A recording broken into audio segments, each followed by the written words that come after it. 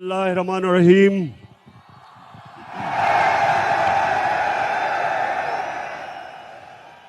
अल्लाह तेरी इबादत करते हैं और अल्लाह सिर्फ तेरे से मदद मांगते हैं।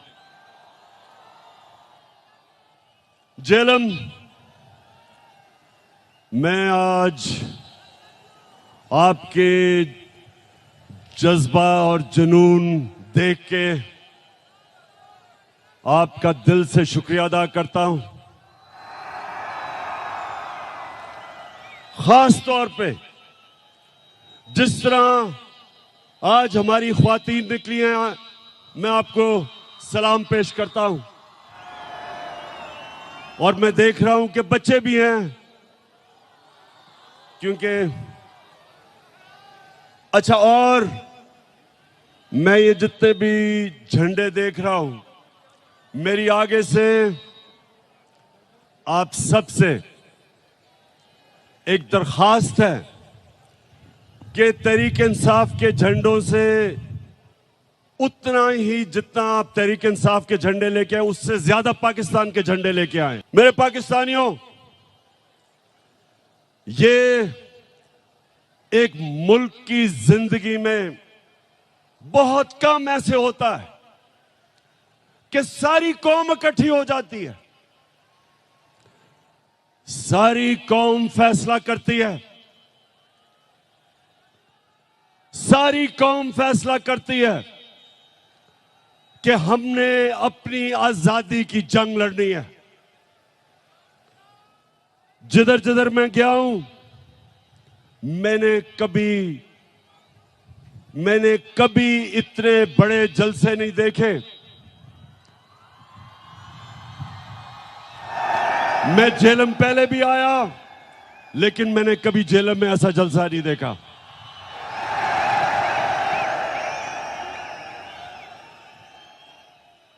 और जेलम उसकी वजह कि अल्लाह ने हमारे पे खास करम किया है। नौजवानों, गौर से सुनो, कुरान में अल्लाह कहता है कि एक प्लान इंसान बनाता है और दूसरा अल्लाह बनाता है। जो प्लान बनाया गया था, साजिश बाहर से हुई। एक डोनाल्ड लू, अमेरिकी अंडर सेक्रेटरी, हमारे अमेरिका के सफीर को बुला के तकब्बुर में उसको हुक्म देता है कि अगर पाकिस्तान ने इमरान खान को अदमे इत्मीनान में ना हटाया तो पाकिस्तान के ऊपर बड़ा मुश्किल वक्त आएगा। और फिर साथ कहता कि अगर पाकिस्तान ने इमरान खान को हटा दिया और चेरी ब्लॉसम को ले आए तो सब माफ कर दिया जाएगा। और फिर सारी साजिश होती है। यहां के मीर जाफर और मीर सादिक उसमें शिरकत करते हैं। 22 करोड़ अवाम का मुंतखब हुकूमत, वजीर आजम, उसको साजिश के तहत निकाला जाता है। और फिर जो असल इस मुल्क की तौहीन की जाती है कि मुल्क को जो 30 साल से इस मुल्क के बड़े बड़े डाकू जो इस मुल्क को लूट रहे थे, उनको ऊपर मुसल्लत किया जाता है। और इसमें अल्लाह एक करम करता है हमारे पे कि हमारी कौम की गैरत जगा देता है, हमें बेदार कर देता है। उस कौम की जो कौम ला इलाहा इल्लल्लाह के नारे पे खड़ी हुई थी, बनी थी, उस कौम की खुददारी जगा देता है। मेरे पाकिस्तानियों, जितना भी हम अल्लाह का शुक्र अदा करें वो कम है, क्योंकि हमारी खुददारी को इस मुल्क के करप्ट और गद्दार लीडरों ने खत्म कर दिया था। बाहर की कुव्वतों के सामने घुटने टेके, बाहर से डिक्टेशन लिए, खुद तो उनमें गैरत नहीं थी, कौम की गैरत को भी नुकसान पहुंचाया। तो अल्लाह तेरा शुक्र अदा करता हूं आज मैं कि तूने मेरी कौम को जगा दिया है। 26 साल से मैं कोशिश कर रहा था कि मेरे मौला इस कौम की खुददारी को जगा। ये वो कौम थी जिसका नजरियाती लीडर इलामा इकबाल था, और इलामा इकबाल ने सारी उनकी शायरी एक ही चीज के लिए थी कि जो गुलाम मुसलमान कौम थी उनको जगाने की कोशिश की। और हमारे नजरियाती लीडर इलामा इकबाल ने कहा कि उस रिस्क से मौत अच्छी है जिस रिस्क से आती है परवाज में कोताही। इस नजरिए पे पाकिस्तान बना था। और ला इलाहा इल्लल्लाह, ए अल्लाह तेरे सिवा हम किसी के सामने नहीं झुकते। तो जब बैरूनी साजिश के तहत चेरी ब्लॉसम बूट पॉलिश को ऊपर बिठाया तो कौम जाग गई। और आज मैं देख रहा हूं कि पाकिस्तान को एक कौम बनते हुए, ये बड़ा करम है अल्लाह का।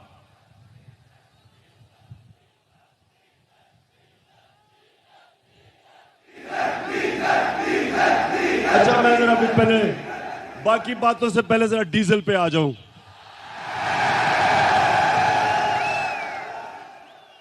अच्छा जरा सुने, फजल रहमान भी, अब उसकी भी जमात इन सारे चोरों के पलंदे में ये सारे इक्तदार में आ गए हैं, बंदर बांट हो रही है। अब ये मैंने सोचा कि फजल रहमान तो बड़ा दीनी आदमी है, तो वो आके कोई तालीम की, एजुकेशन की मिनिस्ट्री संभालेगा। उसने एजुकेशन की मिनिस्ट्री नहीं संभाली, उसने कम्युनिकेशन की मिनिस्ट्री संभाली है, जिसके अंदर एनएच है, जिसमें सड़कें बनेगी और जिसमें पैसा बनेगा।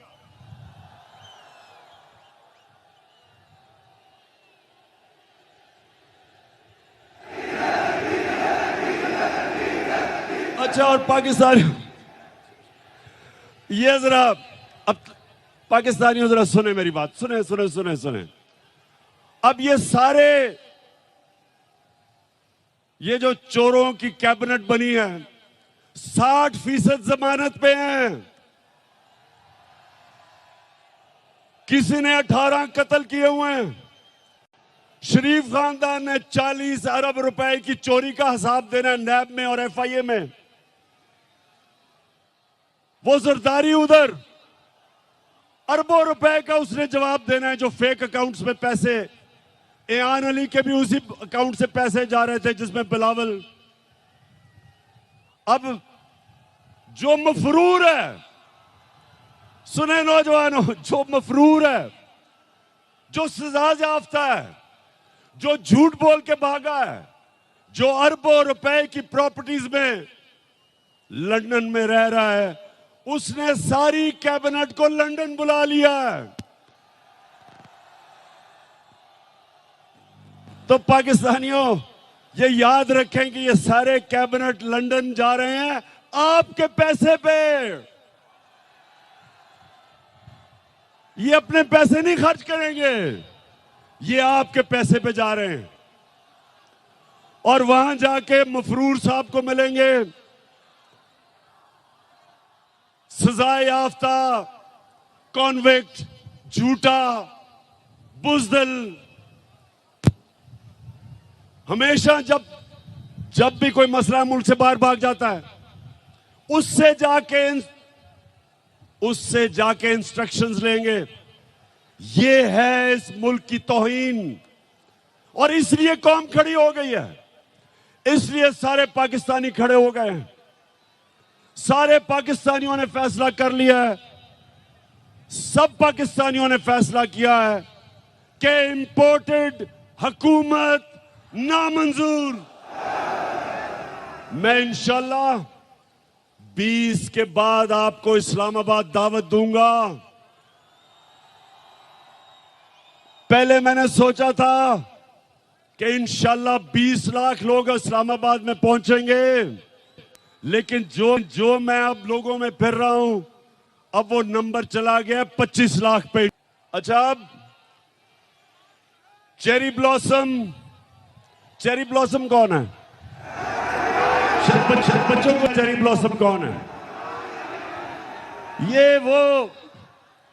ये वो है कि इसका बड़ा भाई नवाज शरीफ और उसकी बेटी, वो फौज को बुरा भला कहते हैं और ये बूट पॉलिश करता है। इन्होंने बड़ा अच्छा एक कॉम्बिनेशन बनाया हुआ है, इनकी पार्टनरशिप है। और बड़ा भाई भी क्योंकि बड़ा बुज़दिल है, वो जब मुल्क से बाहर जाता है तो फौज को बुरा भला कहता है, और छोटा भाई जूते पॉलिश करता है।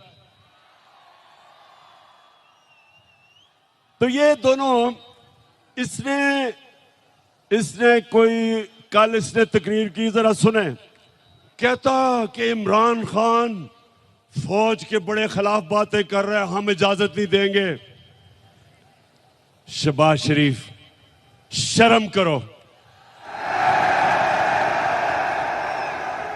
कुछ तो शर्म करो। तुम वो हो जो मैं मीर जाफर का कहता हूं, तुम हो वो मीर जाफर। मीर जाफर वो था जब उसने सिराजुद्दौला, जो मुगलों का गवर्नर था, जब अंग्रेजों के खिलाफ वो लड़ा था, मीर जाफर ने उससे गद्दारी की और फिर अंग्रेजों ने मीर जाफर को ऊपर बिठाया, जिस तरह अमेरिकनों ने शहबाज शरीफ को ऊपर बिठाया। तुम हो मीर जाफर। और तुम्हारे इर्द गिर्द वो जो आसिफ जरदारी है, आसिफ जरदारी, तुम्हारा तो मैं ये कहूंगा कि जब गीदड़ की मौत आती है तो शहर की तरफ भागता है। मैं इंशाल्लाह सिंध आ रहा हूं और मैं अपनी कौम के सामने वादा कर रहा हूं कि सिंध को मैंने आसिफ जरदारी से आजाद करवाना है। जो सिंध के लोगों के ऊपर ये जुल्म कर रहा है, आसिफ जरदारी, तुम और वो जो तुम्हारा बेटा है, तैयार हो जाओ, मैं आ रहा हूं सिंध। जो तुमने सिंध को लूटा है, लॉन्चों के अंदर, जहाजों में भर भर के डॉलर्स तुमने दुबई भेजे हैं, मैं सब जानता हूं। तुमने जो पाकिस्तान से बाहर पैसा भेजा है, ये जो तुम आप आ गए ऊपर, मैंने तुम्हें कहा था कि मैं जब इक्तदार से निकलूंगा मैं ज्यादा खतरनाक बनूंगा तुम्हारे लिए। उधर तो मैं बंद था, ऑफिस में सारा दिन काम, वजन भी मेरा बढ़ गया, तो मैं तो इंतजार कर रहा था कि मैं अपनी आवाम के बीच में आऊं। और मैं अल्लाह का शुक्र अदा करता हूं कि जिस तरह मेरी आवाम मेरे साथ खड़ी हुई है, अल्लाह तेरा लाख लाख शुक्र है। पाकिस्तानियों, हिंदुस्तान ने क्या किया, जरा ये सुने गौर से। उन्होंने पाकिस्तान के खिलाफ प्रोपेगेंडा किया। उन्होंने 600 जाली उन्होंने मीडिया हाउसेस दुनिया में बनाए और पाकिस्तान के खिलाफ प्रोपेगेंडा किया। इसको EU डिसइंफॉर्मेशन लैब कहते हैं।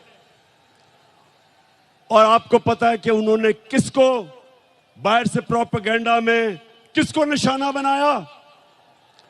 एक थी पाकिस्तान की फौज और दूसरा था इमरान खान। हिंदुस्तान ने क्यों पाकिस्तानी फौज और इमरान खान को निशाना बनाया? क्योंकि दो नौजवानों, गौर से सुन लो, आज पाकिस्तान को जो इकट्ठा रखेंगे, जो दुश्मनों की पूरी कोशिश है कि इस मुल्क के 3 टुकड़े किए जाएं, जो बलूचिस्तान में वो दहशतगर्दी करवा रहे हैं, उनका सिर्फ एक मकसद है कि पाकिस्तान को तोड़ा जाए। एक पाकिस्तान की फौज इस मुल्क को इकट्ठा रख रही है और दूसरा तहरीक इंसाफ, जो सारे पाकिस्तान की फेडरल पार्टी है, जो सारे पाकिस्तान की पार्टी है, और वो चाहते हैं इमरान खान और फौज के खिलाफ। इसलिए वो कैंपेन करते हैं कि उनको पता है कि इन दो के होते हुए पाकिस्तान नहीं टूटेगा। तहरीक इंसाफ वो वाहिद जमात है जो 10 दिनों में पेशावर में भी तारीखी जलसा कर सकती है, मज़ार कायद कराची में भी तारीखी जलसा कर सकती है और मीनार पाकिस्तान को भी भर सकती है 10 दिनों के अंदर। और आज झेलम में भी तारीखी लोग इस तादाद में आए, एबटाबाद में भी आए और मियां वाले में भी आए। वो सिर्फ एक जमात कर सकती है, वो तहरीक इंसाफ है। बाकी ये मिलके भी सारे, ये जो चोरों का पलंदा है, ये मिल भी जाए तो मीनारे पाकिस्तान में पूरा जोर लगा के थोड़ा सा भी जलसी भी नहीं कर सके। तो जब शहबाज शरीफ तुम ये कहते हो कि इमरान खान ने फौज की तनकीद की, शर्म करो। इमरान खान का जीना मरना पाकिस्तान में है। मैं तो दुआ कर रहा हूं कि मुझे ईसीएल पे डालो, मैं जाना ही नहीं चाहता पाकिस्तान से बाहर। मेरा 20 साल मैंने बाहर क्रिकेट खेली, प्रोफेशनल क्रिकेट खेली, पैसा बनाया, लंदन में फ्लैट खरीदा, सब कुछ बेच के मेरा सब कुछ मेरे मुल्क में है, जीना मरना मेरे मुल्क में है।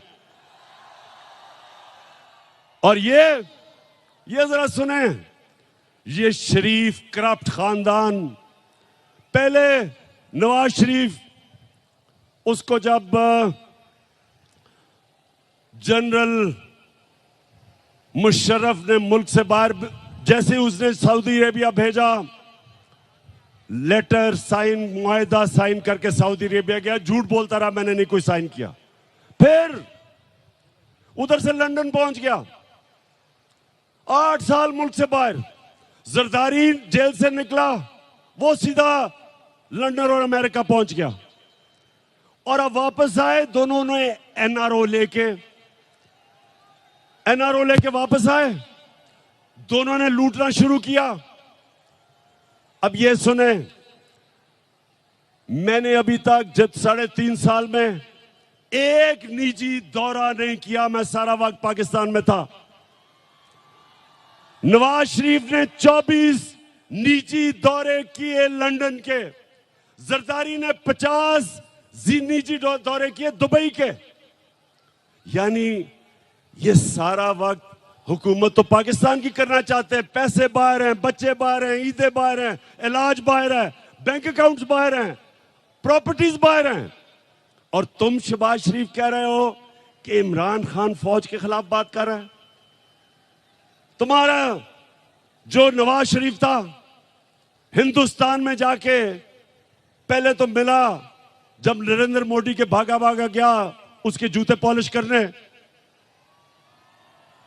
तो कश्मीरी हुर्रियत लीडर्स को ही नहीं मिला, डर के उससे अपने फॉरेन ऑफिस को कहा कि कोई हिंदुस्तान की तनकीद ना हो। उधर जो डॉन लीग्स में क्या था, हिंदुस्तान को पैगाम पहुंचाता है कि जी मैं तो दोस्ती करना चाहता हूं, पाकिस्तान की फौज नहीं करना चाहती।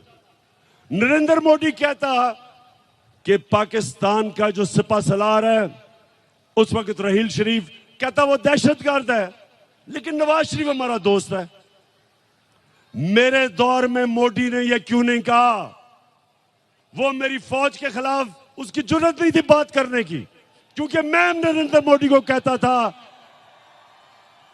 कि तुम इस्लाम दुश्मन हो, तुमने जो कश्मीर में किया, तुमने जो हिंदुस्तान में मुसलमानों से कर रहे हो, हम कभी तुम्हारे से दोस्ती नहीं करेंगे जब तक तुम कश्मीरियों को अपना हक नहीं दोगे।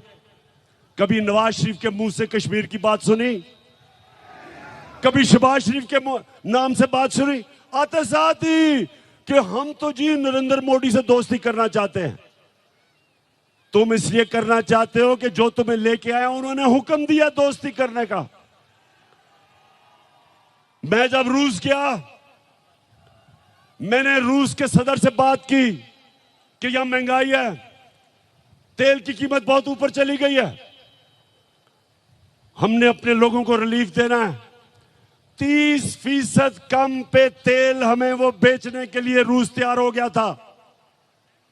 30% गंदम कम कीमत पे हमें देने के लिए तैयार हो गया था। क्या शहबाज शरीफ तुम्हारी जुर्रत है कि तुम रूस से आज बात करो और 30% कम तेल खरीदो?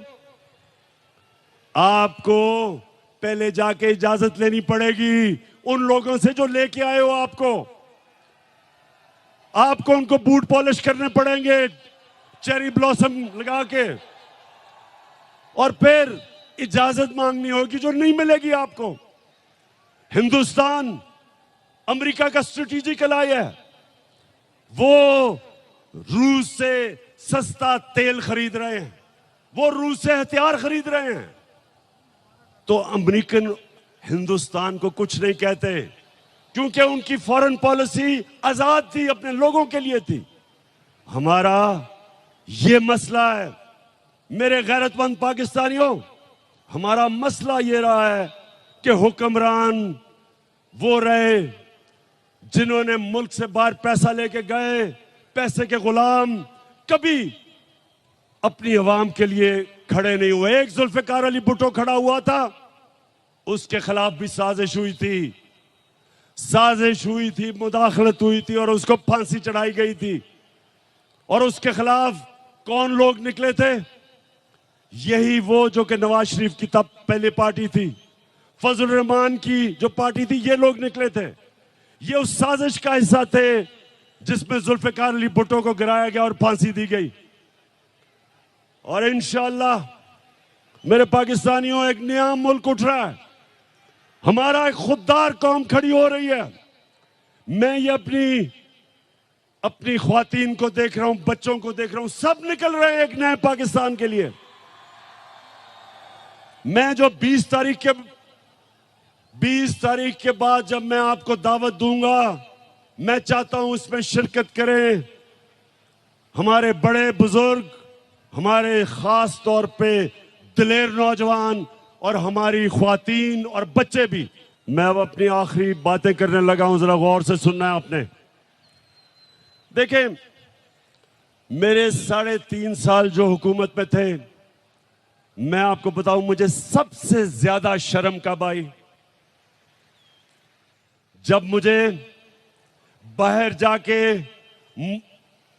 दोस्त मुल्कों से पैसे मांगने पड़े, जब कर्जा मांगना पड़ा, मुझे शर्म आई, क्योंकि मैंने आज तक अपने वालिद से भी कभी पैसे नहीं मांगे थे। मैंने जब पैसे मांगे थे शौकत खानम के लिए अपने पाकिस्तानियों से, कभी मैंने गैरों से पैसे नहीं मांगे। शौकत खानम के लिए, नमल यूनिवर्सिटी के लिए, अभी जो जेलम में मैंने अल कादर यूनिवर्सिटी बनाई है, इनके लिए सिर्फ पाकिस्तानियों से पैसे मांगे थे। लेकिन जब, क्योंकि इन्होंने दिवालिया निकाला हुआ था मुल्क का, सबसे बड़ा हमारा बैरूनी खसारा था, मुझे बाहर जाके पैसे मांगने पड़े, क्योंकि हमारे पास पैसा ही नहीं था अपने कर्जों की किस्तें अदा करने पे। तो मैं आपको यकीन दिलाता हूं कि इससे शर्मनाक बात नहीं है जब एक मुल्क का सरबराह किसी और मुल्क के सामने जाके कर्जे मांगता है, पैसे मांगता है। आप सब जानते हैं कि अगर आप अपने मां बाप से भी पैसे मांगते हैं, एक बच्चा नहीं मांगता, दूसरा मांगता है, तो मां बाप भी उस बच्चे की ज्यादा इज्जत करते हैं जो पैसे नहीं मांगता, जो खुददार होता है। मां बाप भी तो सोचें कि गैरों के सामने हाथ फैलाना। तो ये जब चेरी ब्लॉसम ने कहा कि जी हम तो भिखारी हैं और गुलाम हैं, और एक और इनके रंगबाज सियालकोट से कहता कि जी हम तो लाइफ सपोर्ट मशीन पे हैं। मेरा सवाल है, किसने हमें मकरूज किया? 30 साल से ये दो खानदान इस मुल्क के ऊपर हुकूमत कर रहे हैं। 30 साल से, 30 साल में ये अरबोपति बन गए। इनके बार प्रॉपर्टीज, फ्लैट्स, जायदादें, ऑफशोर अकाउंट्स, और मुल्क को मकरूज कर दिया। मैं तो सिर्फ 3.5 साल हुकूमत की है। तो सवाल मैं ये पूछता हूं कि जब कहते हो कि बेकारी हैं तो हमें तो गुलामी करनी पड़ती है। हमें बेकारी बनाया किसने? किसने इस मुल्क से पैसा चोरी करके बाहर लेके गए? वो लोग जो हमारे मेहनतकश पाकिस्तानी 14-14, 18-18 घंटे काम करके इस मुल्क में पैसा भेजते हैं, रेमिटेंसेस भेजते हैं। वो मेहनतकश के खून पसीने पे आज हमारा मुल्क चल रहा है। और ये डाकू यहां से मनी लॉन्ड्रिंग, पैसा चोरी करके मुल्क पैसा बाहर भेजते हैं। तो बेकारी बनाया किसने? आपने। और कौन इससे मुल्क को निकालेगा? मैं आपको आज ये कह रहा हूं कि जिस तरह हम एक कौम बनते जा रहे हैं, एक कौम के लिए कोई चीज नामुमकिन नहीं होती। जब कौम इकट्ठी हो जाती है वो सब कुछ कर सकती है। जब जलजला आया, जब फ्लड आया पाकिस्तान में 2010 में, अरबों अरबों डॉलर्स का नुकसान था। सारी कौम इकट्ठी हुई, बैरून मुल्क पाकिस्तानी सब मिलके सबने उसका मुकाबला किया और हमने अपने आप को खड़ा कर लिया अपने पैर पे। इसी तरह जिस तरह अब हम कौम बन रहे हैं, मुझे कोई शक नहीं कि पाकिस्तानी जिस तरह जब उनको यह पता चल गया कि उनका टैक्स उनके ऊपर खर्च होगा, ये कैबिनेट जा रही है एक मफरूर से मिलने आपके खर्चे के ऊपर। मैंने कभी अपनी कौम का पैसा फजूल खर्च अपने ऊपर करने दिया, ना इस तरह खर्च करने दिया। और जब कौम को यकीन हो जाएगा हम कौम बन जाएंगे, हम टैक्स भी इकट्ठे करेंगे, हम अपने कर्जे भी दे देंगे, हमारे पास इतना पैसा होगा कि हम अपने बच्चों की तालीम, स्कूलों पे, यूनिवर्सिटीज पे हम इस मुल्क को खड़ा करेंगे। और वो तब होगा जिस तरह अब हम कौम बन रहे हैं। और मैं इसलिए आज जेलम आया था, अल्लाह का शुक्र अदा करना कि मेरे अल्लाह आपने मेरी कौम को जगा दिया, बेदार कर दिया, शऊर पैदा कर दिया, खुददार बना दिया, कौम की गैरत को जगा दिया। और इंशाअल्लाह 20 के बाद जब मैं आपको कॉल दूंगा, एक हमारी डिमांड होगी, इलेक्शंस करवाओ और इंपोर्टेड हुकूमत नामंजूर। अहम तरीन खबरें अब एक क्लिक की दूरी पर। हर लम्हा बाखबर रहने के लिए सब्सक्राइब करें हमारा YouTube चैनल। अपने मोबाइल फोन से मुल्की और बैनुल-अक़वामी अहम खबरों तक रसाई के लिए डाउनलोड कीजिए मोबाइल ऐप। बामसूख ज़राए से मुसद्दिका खबरों, तज्ज़ियों और तबसरों से मुस्तफीद होने के लिए विजिट कीजिए पाकिस्तान की सबसे बड़ी न्यूज वेबसाइट। ARY न्यूज पहुंचा रहा है खबरें सबसे पहले आप तक, ताकि आप रहें हर लम्हा बाखबर।